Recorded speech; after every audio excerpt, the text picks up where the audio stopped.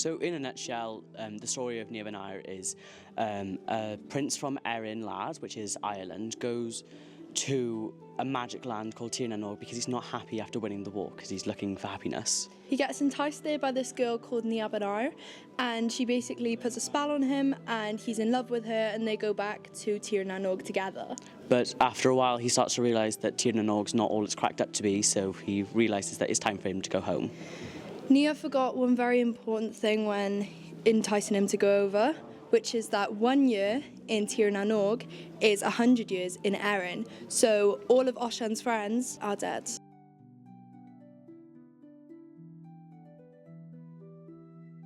Mae Nia Ben Aur yn bwysig, yn ymwedig yn un ardal lleol, achos heddiw dyn ni ddim yn weld lot o sioeau mewn Cymraeg. A y ffaith bod ni'n gallu gwneud yn ein ysgol yn gwych, achos mae'n galluogi i ni bod yn unigryw ac cysylltu at ein hanes nid ond fel Cymru, ond hefyd fel ysgol.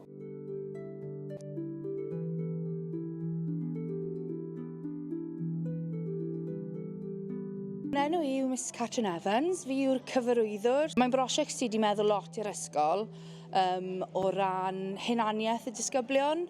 Mae'n sioe Cymraeg gwreiddiol, y sioe Cymraeg gwreiddiol. Cafodd ei berfformio gyntaf 50 o flynyddoedd yn ôl, so ni'n dathlu 50 mlynedd o Nia Ben Aur eleni.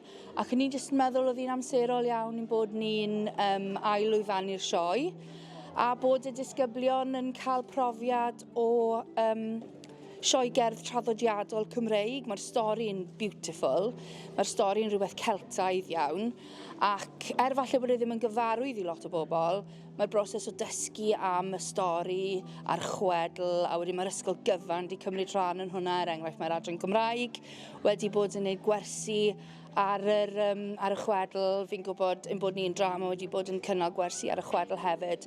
So mae wedi bod yn rhywbeth traws storiadol ar draws yr ysgol gyfan, a mae wedi bod yn gyfnod really gyffrous, a fi jyst yn gobeithio bod y disgyblion wedi mwynhau'r profiad cymaint â fi.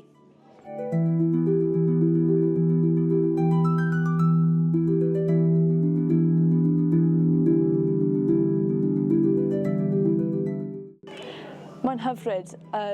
Ar ôl treulio siwrd gymaint o amser gyda'n gilydd fer, ni gyd yn ffrindiau lot gwell, yn ffrindiau gyda phobl newydd. Mae jyst yn teimlo fel cymuned bach.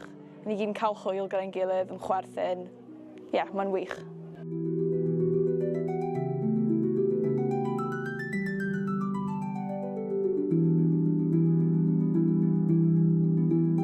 For us, now that we've officially, now that this is our show, we're starting to realise that how fun it is to work together as a company, because not only have we come together as a company, but also as really good mates. I feel like we've become friends with some unexpected people, and the cast and crew have all just come together as a whole, and it's just a really good atmosphere.